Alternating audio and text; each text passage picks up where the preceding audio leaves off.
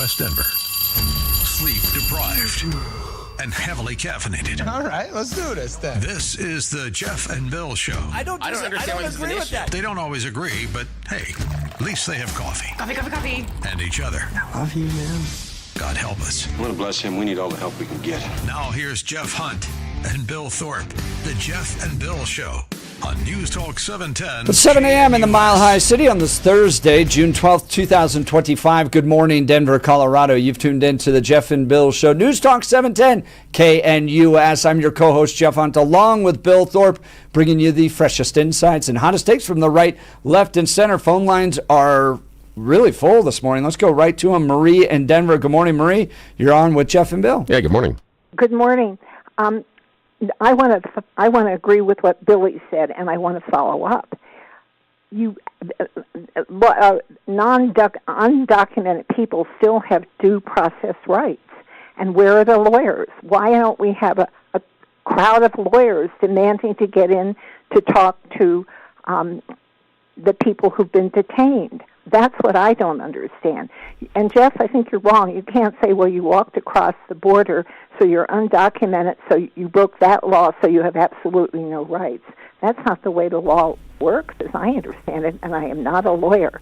But the other thing I want to say, Jeff, is every single one of us is descended from a birthright citizen unless our ancestors were American Indians or enslaved. So America, I mean, Maria, I want to point out about the process. So, okay. Not every person who crosses our border illegally gets a full trial in order to determine whether or not they should go back. Right? They're not going to get a 12-person jury trial. So the process is different. And in part, it becomes a civil violation to avoid having to put the criminal justice system through that type of trial with 12 juries, 12-person juries, and a lawyer and all that stuff. It's to avoid that type of pressure and strain upon the judicial system. That's fine, but they still have a process. They still have due process rights. And my question is, I don't particularly like all the demonstrations. I think basically they're counterproductive. But where are the lawyers? Yeah, there are a lot of billable hours that are out there. I'm like, where are they? And actually, one of the big scandals that's going to come out, because I've talked to illegal immigrants at these protests, is how much they're getting scammed by these lawyers. Oh, yeah. Well, that may be true. I don't know. But I do know that there is an assumption that you pick them up, you detain them, and then you ship them out without any intervention, any kind of legal intervention. And I don't think that's right. Yeah. So I don't either. You're right. There's areas carved out where they don't have to go through a judicial process because, for instance, if you have been deported already, and you know there's these people who have been deported 5, 6, 7 times, all right, they get caught at the border. They don't have to go before a judge and go through the whole process. They can be just taken right back across the border. I don't disagree with that, but I'm talking about where all these people, the 3,000 people a day. And the other thing about criminals, a criminal record is a public record. And I don't know why ICE can't find the criminals. Well, I mean, they don't necessarily let everybody know where they're living. It's like the bandits' hideout is not listed and registered. If they've been convicted in this country of a crime, that's a public record. Yeah, see, one of the things I've been surprised about, Marie, and I thought this was one of the things they were going to do, is that the Trump administration, I was assuming, was going to get some of the criminals that are already detained inside of facilities. Oh, yeah. Some that may have been convicted, and then sending them across the border. But politically, that's a little tough. And the idea being, let's say that the illegal immigrant, hit, like the example we have here in town. The girl. Hit and killed your daughter as they were coming home from work, or your granddaughter. And you want that person serving time in prison, and instead the Trump administration is, nope, we're going to let them go in Mexico or Venezuela or El Salvador, wherever they're from. We're just going to take them back to their home country and let them go. Does that still feel like justice? And I think that's part of the problem the Trump administration is having with this, because they should be able to pick up all of those illegal immigrants that are being detained inside of our prisons currently and deport them. But they're not. But, Marie, I also want to point this out, and to you, Bill, we have an entire industry in this country built around finding people that have broken our laws and disappear. And they're called bounty hunters. Because guess what? Criminals don't always show up for court. They don't let you know. They don't register. So you have to go out there and find them. But still, you've got a record, or when you're accused of a crime, you still have the right. The accusation doesn't mean that you're convicted. You do have a criminal process to go through.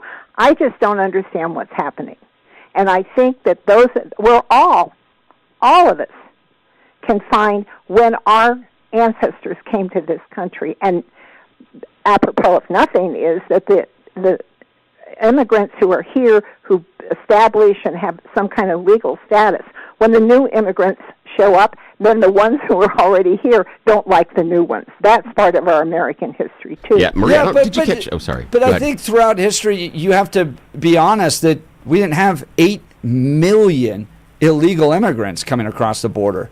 And a lot of the people that came through the ports in New York and what's the island? I'm forgetting the name. Ellis Island, yeah. Ellis Island. Yeah. Ellis Island. Thank you. They followed rules and procedures. I know, but it not wasn't always. There was a portion, but not always. Yeah, but no, there was a portion in our history where you just foot here, and you're on, and it doesn't matter. There was nothing. Well, but even after that, I mean, it was a long time until we really had outlined immigration issues and laws and stuff like that. And a lot of it has to do with numbers, guys. Just pure the amount of people. Yeah, but it was based on percentages. Yeah, of the population. Ellis Island, and I can document one of my grandmother came through Ellis Island. My grandfather, it's kind of you wonder. Anyway, Ellis Island didn't start until the late 1800s. People just showed up. That's what happened. But Maria, it's not the 1800s. And you had 8 million people come over, and you have a city like Denver that spent $356 million servicing these illegal immigrants. Now they can't even pay their own employees anymore. They're having to furlough the city employees. It's just not the same. There is a problem. Yeah, it is the same until the law changes. The Democrats, Biden administration, tried to get a bill through Congress in 2024 to give more money so that we had more border guards, we had more legal support immediately at the border, and Trump dictated to his Republican They didn't need it. They didn't need it. Look what Trump has done without that bill. He shut down the border. It's down 98%. Illegal immigrant crossings are. But that's not the point. The point is, where's the legal process? That's what I'm concerned about. No, I think the point is we didn't need the bill. Marie, I appreciate it. We got to get to news and comment here, and then we have Rory O'Neill joining us in a second. All right, now it's time for news and comment with Blake Olson. Blake Olson. Blake Olson, news and comment.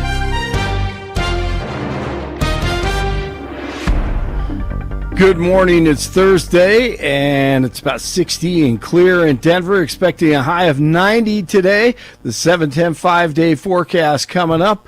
Our top story, the federal health minister of India says more than 100 were killed after a passenger plane with 242 people on board crashed minutes after takeoff today from an airport in the western part of the country.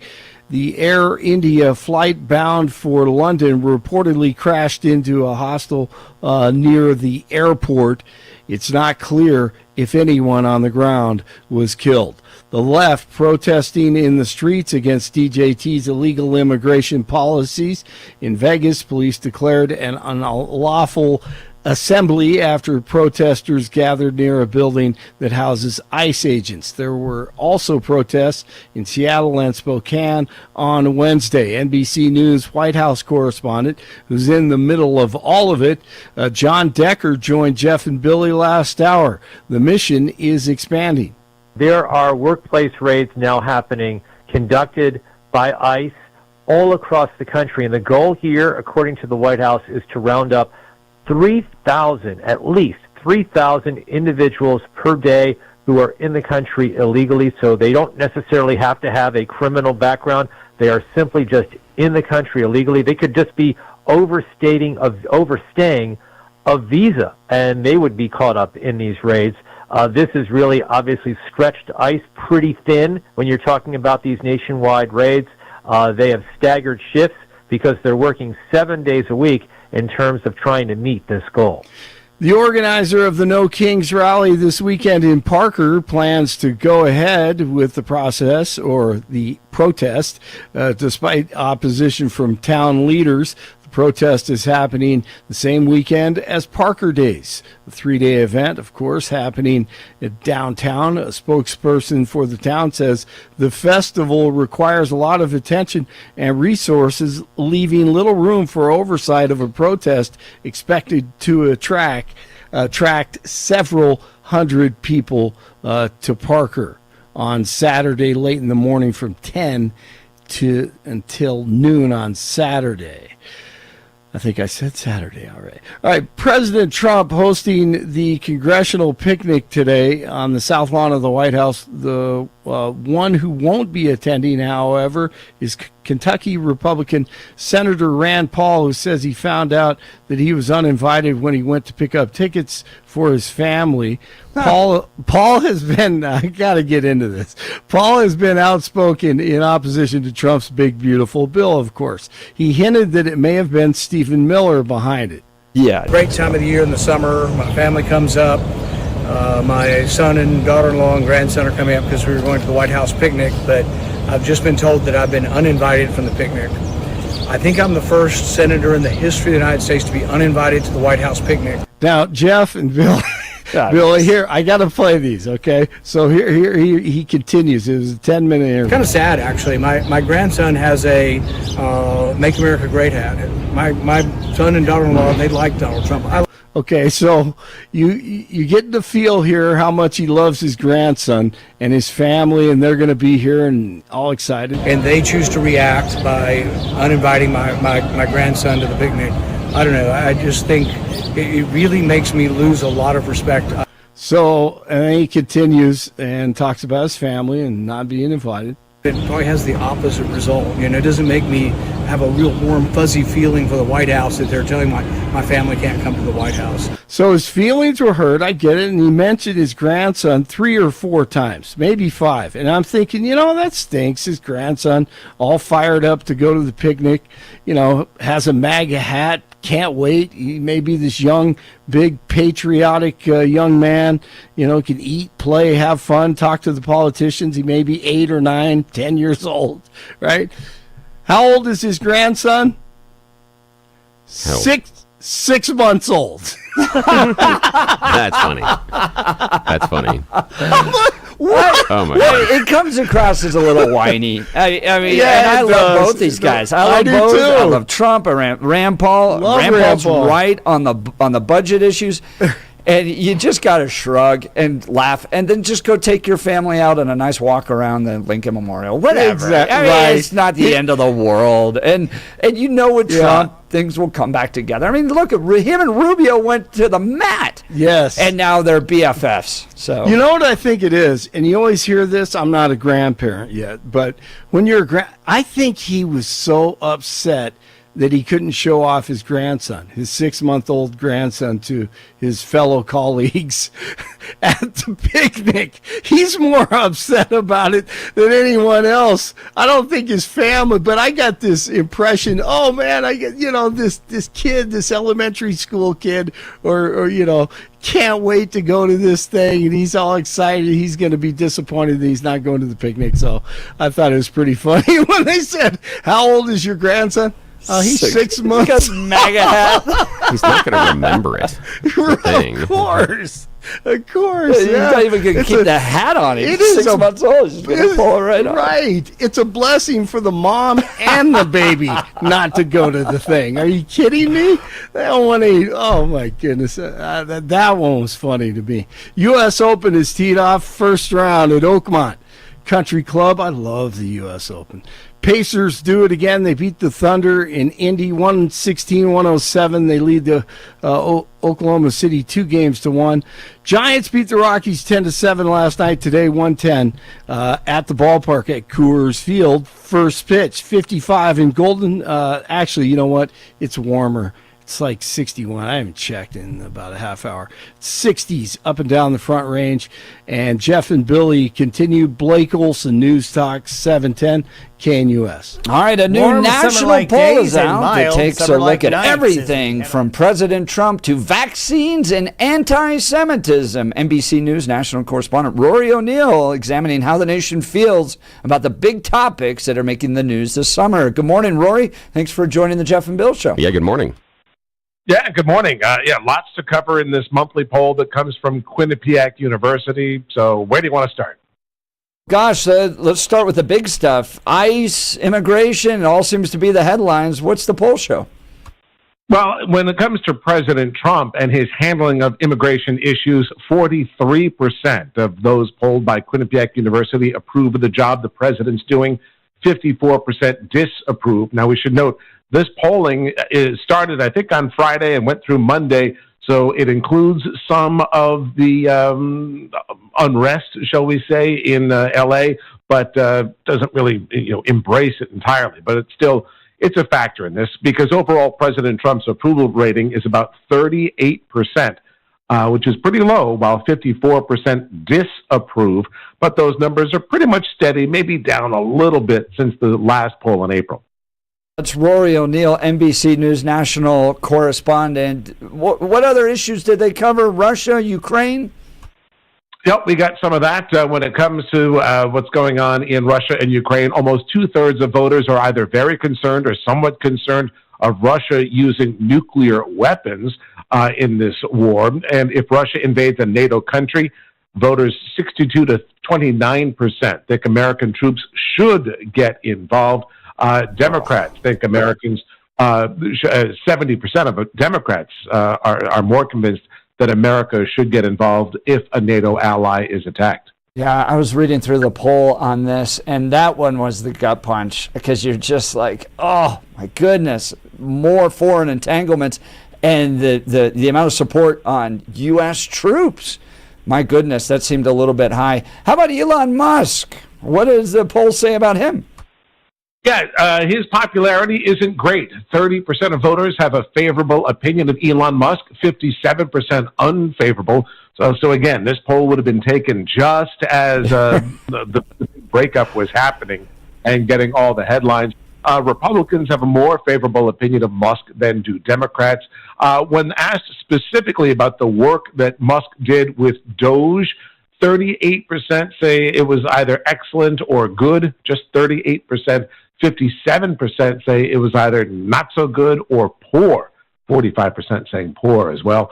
And more Republicans, 80% of Republicans think that Musk's work at Doge was good or excellent. I'm looking at these numbers again, and correct me if I'm wrong, 38% approval rating for Trump, 30% for Musk.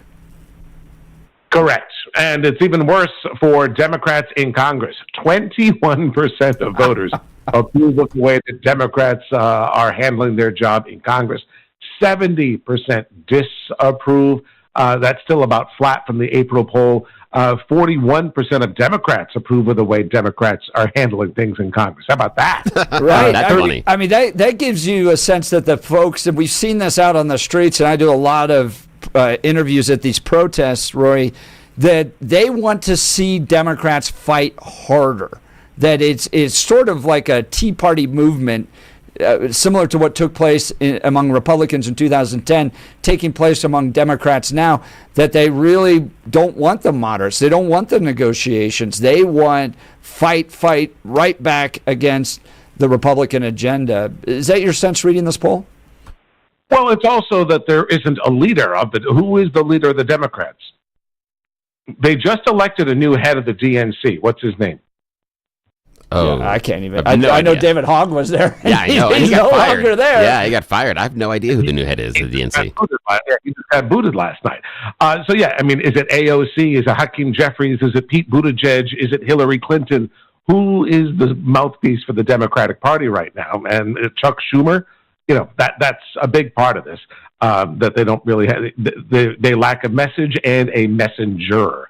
But also, 32% of voters approve of the way Republicans are doing their job in Congress as well. So 21 for Democrats, 32 for Republicans. That's nothing to brag about. Now, Rory, if we break it down and look at Republican approval of the Republicans in Congress, how does the GOP feel that their representation in Congress is doing? What did the poll tell you?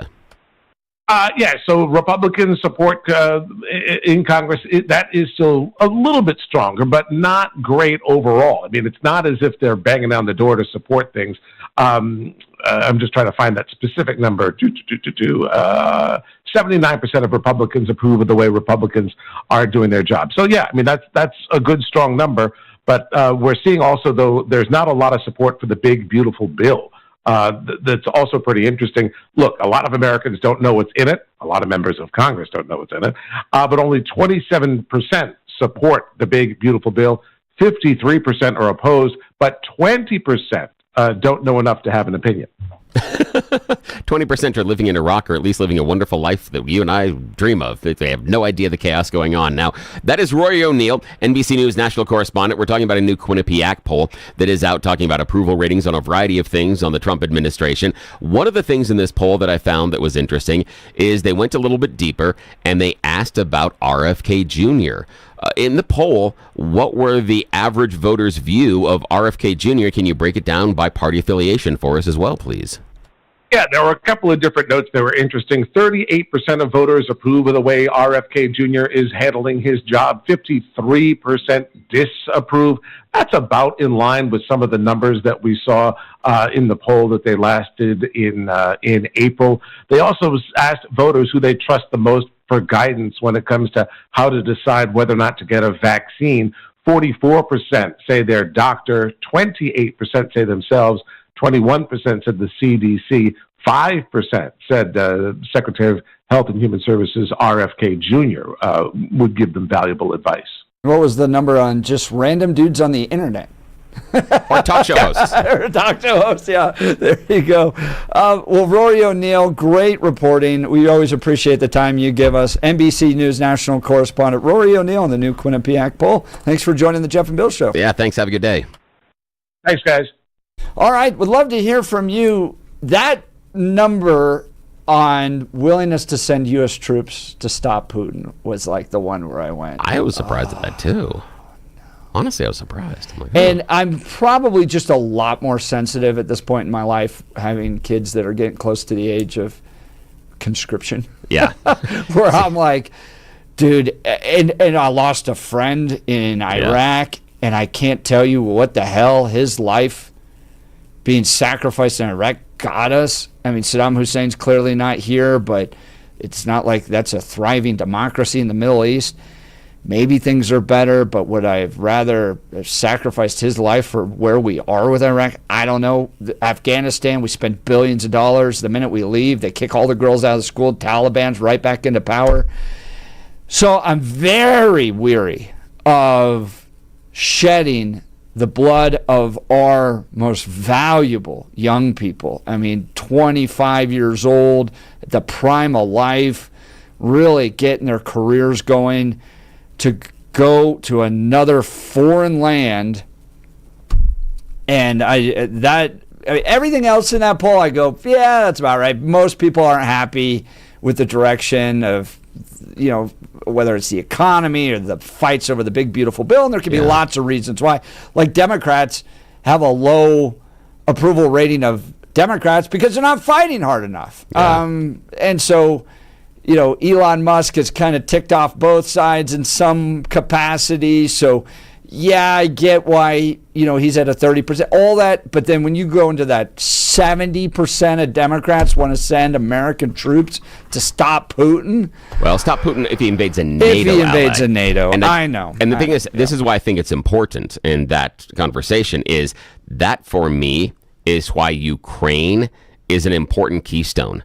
Because Ukraine, not a NATO ally, we're not sending American troops, but if we want to stop the aggression and degrade the Russian military ability to invade a NATO ally where we would be bound to defend them, you do it here.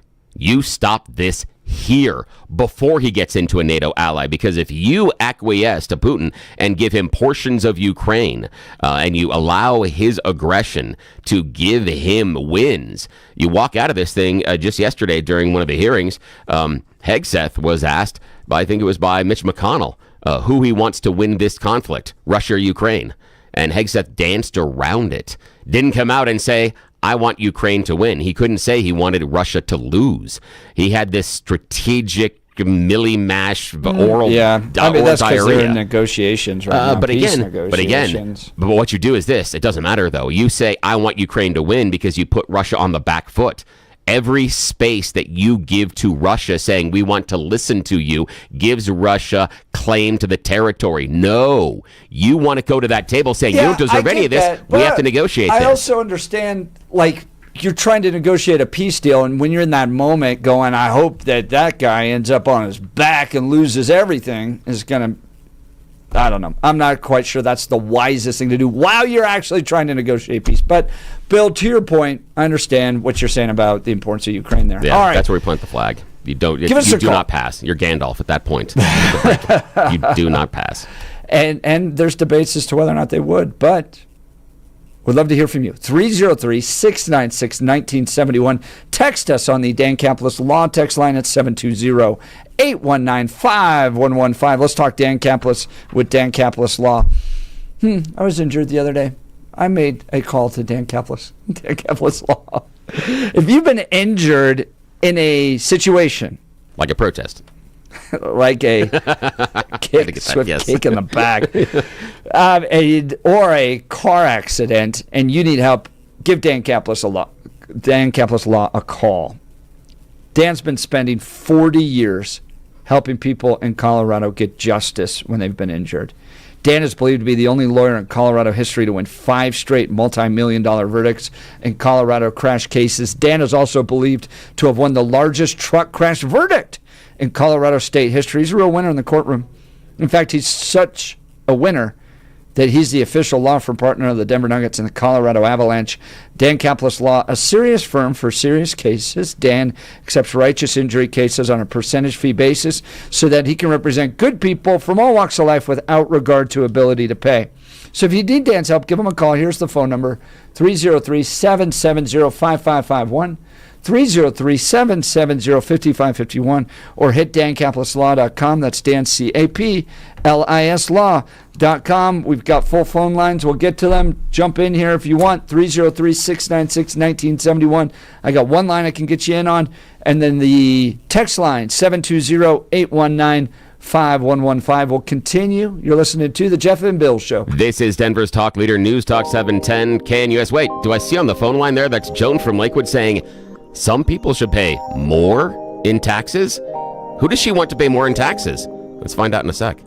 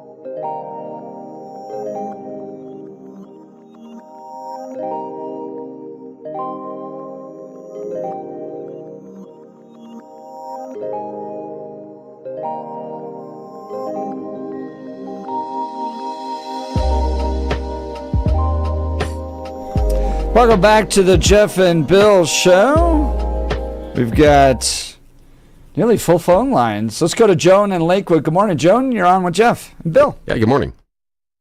Good morning. First, I want to say something to Marie about the lawyers, because I've been hearing that. John, I mean, to be fair, let's make it a little larger.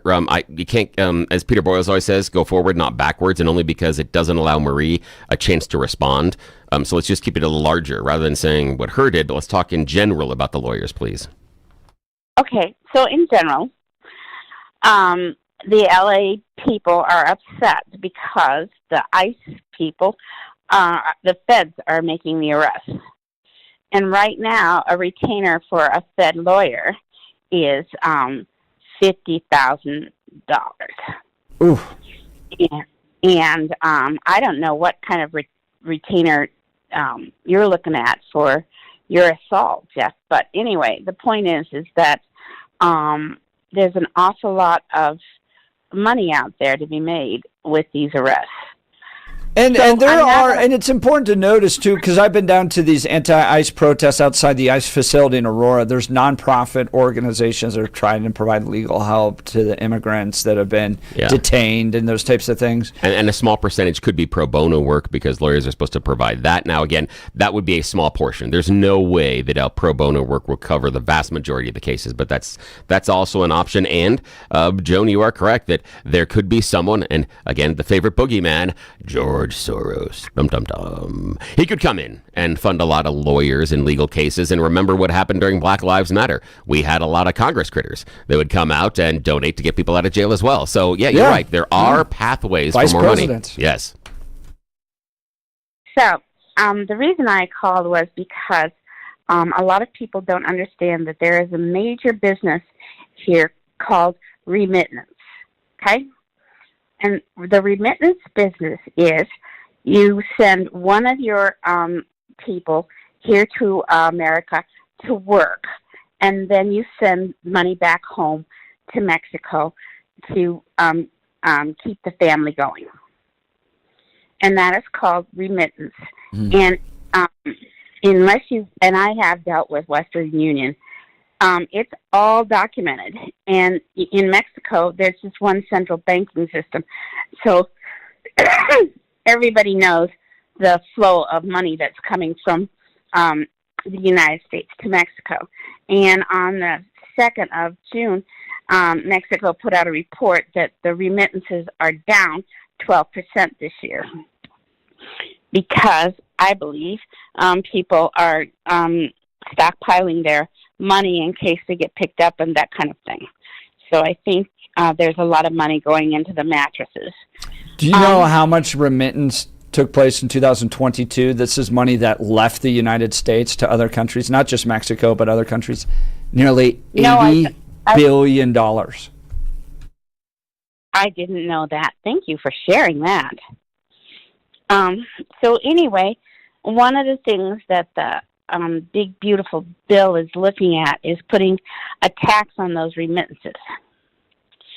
But on the other side, Mexico came out and they said they're going to tax the remittances on their side. Ha! And so the money's earned here and taxed in Mexico, of course. Yeah, and it's kind of interesting because I do believe they're looking at 3.5% here in America and 15% in Mexico. And so I think that you're talking about whether people are going to self-deport themselves. At some point, it's not going to be economically feasible for some of these people to be here. Yeah, and I see the reasoning behind it, and I think the Mexico tax is more efficient than the 3.5%. But at the core, here's the problem. I'd love to have your impression on this, Joan. The problem that I have with this is we're only targeting the lower income strata and the lower earners. If we are worried about money that is being transferred outside of the U.S., then why don't we also go after the large business transfers? Why don't we also, when someone like Apple takes money and moves it, well, no, it's when someone like Apple takes money and moves it somewhere else, to somewhere in the Cayman Islands, or someone else that has a large investment property, moves it outside of the U.S. to avoid some of our tax structure, why isn't that also taxed at that same rate? That's the only question I have about this, is why this remittance tax only seems to be focused on the lower end of the stratosphere, where if this is such a good idea and it's going to prevent this, why don't we tax the upper levels as well? Because if we're talking about making money off of this, money. What's your thought about that? I think Congress is looking at that. I don't think it's just anybody. I think it's everybody. I think it's a flat tax. I'll be curious, yeah, because when I've read it, my impression is that it's focused on the remittance that's going out of the country that's basically the low level as far as immigrants. I haven't seen it apply necessarily how I was reading it to businesses. And again, I could be wrong, and that'd only be like the 12th time this morning I'd be wrong. So I could be. But that's my concern about the remittance tax, is I want to make sure that it is universal. If this is a good idea, then everybody should have to deal with it, not just one segment of the society. But that's just my opinion. Well, I think it's affecting Western Union, because Western Union does take a portion of what you remit, and that's how they, do it. It's the revenge of Ross Perot and the giant sucking sound of money leaving this country. Joan in Lakewood, I appreciate the call. Thanks so very much. Joan's line will be open at 303-696-1971, or text us at the Dan Campos Law text line at 720-819-5115. Let's talk L&L Heating and Air Conditioning. Our AC went out last summer, and it was brutal. Hot July, August days, the line got frozen. We had people come out and look at it, multiple bids. The bottom line is our house just had the builder grade AC and furnace still involved, and it just, after 20 years almost, it just wasn't working anymore, needed to be updated. So after interviewing, talking to a number of HVAC companies, the folks we decided to use and have been completely thrilled with, L&L Heating and Air Conditioning. One-day installation, no stress, personal service from start to finish. They followed up to make sure everything was perfect. Our home totally comfortable no matter what the weather.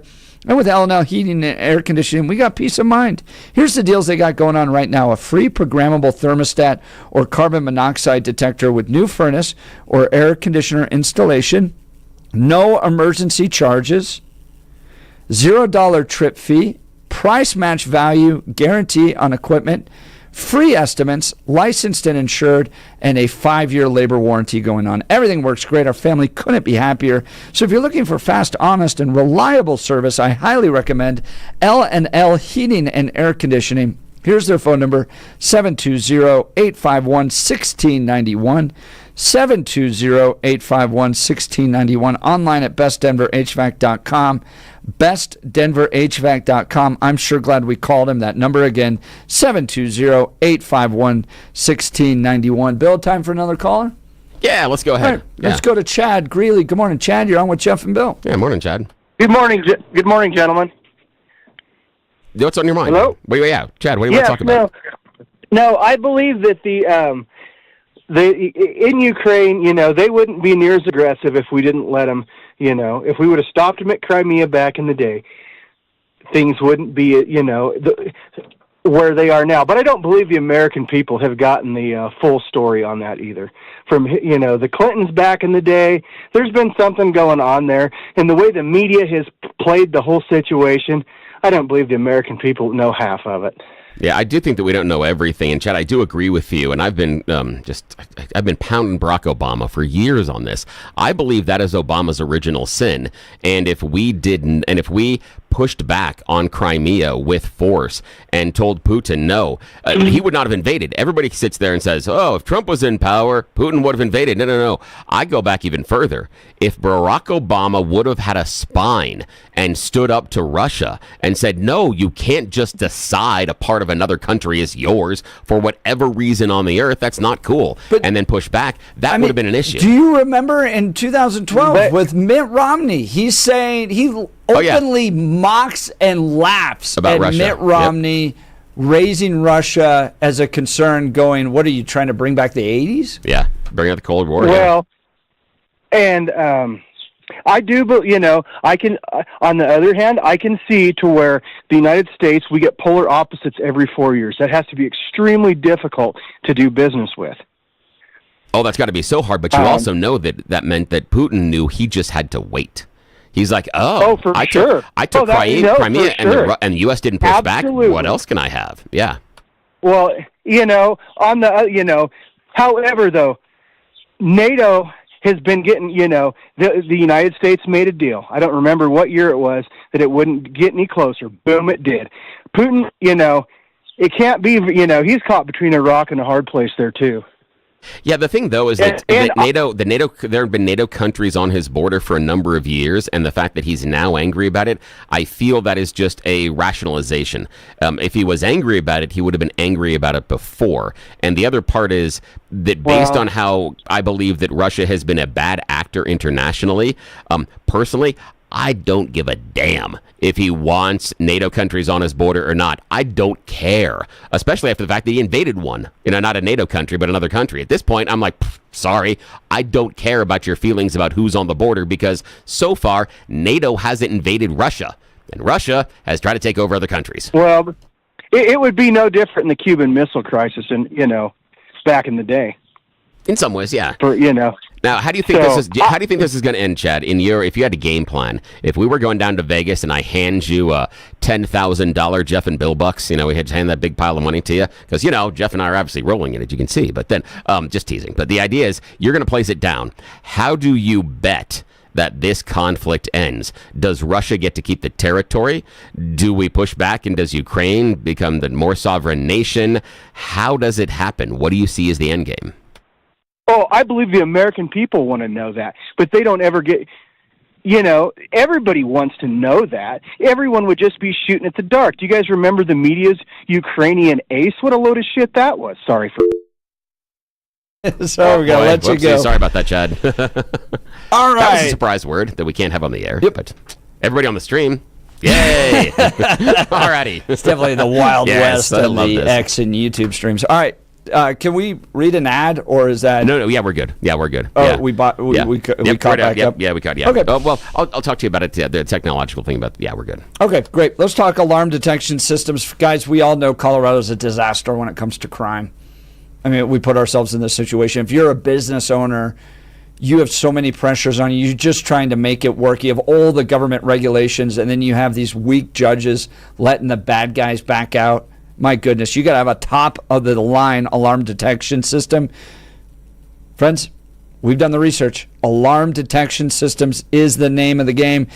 They bring the highest level of service and expertise. Think about all the time you could be saving as well, having just a single source for your key card access, cameras, fire and intrusion systems. ADS, Alarm Detection Systems, offers expert alarm installation and testing by highly trained technicians, 24/7 professional monitoring, same-day or next-day service upon request, dedicated teams for cameras, access control, and fire alarms, and over 300 security professionals working for you. Choosing ADS means your business stays protected and will be ready to open tomorrow. They combine human monitoring with the latest AI camera technology to prevent crime in real time. Trusted by small and large businesses, including many Colorado schools, their security experts will review your system for free. Go to adsalarm.com to schedule your appointment today. adsalarm.com. Alarm detection systems, the first choice of Front Range and Colorado businesses. adsalarm.com. We'll continue with your phone calls, and remember, no cursing. You're listening to The Jeff and Bill Show. That's a hard rule for me. This is Denver's Talk Leader, News Talk 710 KNUS.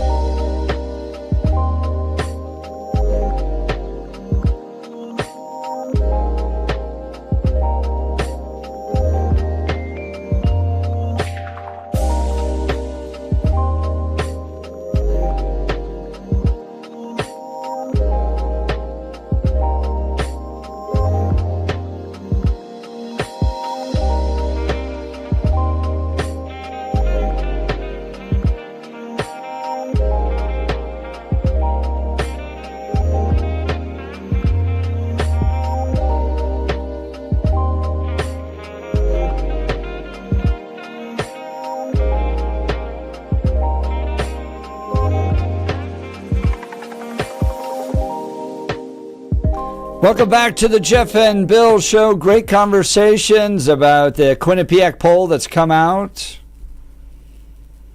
Not a lot that catches me off guard other than the fact how willing, and maybe I shouldn't be, Democrats are willing to send troops to go fight foreign wars. Man, the Republican Party has changed. We used to be all neocons. Yeah, Republicans, it's over 50% as well. Yeah, so it's not quite Democrats are at 70. 70. Yeah, independents surprised me too because independents are in the 60s. So it's Democrats in the 70s, independents in the 60s, and Republicans in the 50s. Still, that's a lot of us. That's a lot. I can't believe at this point Putin has all the resources to go have a world war. What was that old saying? Yeah. Don't engage in a land battle in Asia? Yeah. Princess Bride. Nicely done. Well done. Nicely done there, my friend. You've made me happy this morning. Yeah, it's the thing is that if you give Putin part of Ukraine, then he has more resources. He doesn't have a huge amount of resources, but that's part of my argument for us staying in support of Ukraine is every time Putin loses a armor division, every time he loses a plane, that constrains his ability to make war elsewhere. And I get Europe. that. Yeah. But I was watching all those drones hit those airplanes that Putin had. Yeah. And my mind is going to like Terminator 2. Like robots are just going to be fighting robots. Yeah, they are. There's a military guy that I trust that does some good stuff, and I haven't been able to watch his video yet. I'm going to try to get to in the next couple of days. But he's doing a deep dive analysis on all the footage and talk about what was the actual degradation. He's like, we've heard a lot of reporting, but this guy knows his stuff. And he's like, I'm going to walk you through and talk about how many planes, what the planes did, where this. And so I'm real curious on how badly Russia's ability to make war is. But I also think you're right. That's why you see Putin sometimes rattling the nuclear weapon saber. Because as soon as he talks about the idea of nuclear weapons, that tells me he doesn't have the traditional military capacity to affect the change that he wants. So he's going to use that as, you better be careful. Yeah, like you're going to explode a nuclear bomb on the Maybe border. not Putin, but AI, dude. We start getting these computers fighting each other, and then you're going to get one computer that's like, just send the nukes. I'm going to win. Here's the thing is, you're right. This is the thing is, remember, well, again, reference to war games. The other part is, do you want to play a game? The other part is we had in You Choose the News just a couple of days ago, last week or so, where the AI was doing it. They were doing a test on AI, and they told the AI through emails, let it watch and see that AI was going to be deactivated, moved to something else. It decided to blackmail one of the engineers because he was having an affair. Don't turn me off, Dave. Yeah, just like Space Odyssey. Yeah, this is crazy. Dude, you're right. We're all going to end up in that Terminator 2 robots crushing the skulls type of thing. So happy Thursday morning to you. Yeah, and just remember, I proudly pledge allegiance to our new robot overlord masters. Remember, it was me that said it first, not Jeff. Take Jeff first. Just saying. That's right. I'll fight him down to the very end. Bill will be your spokesperson. Yes, I will. All right, you're listening to the Jeff and Bill Show. JNUS.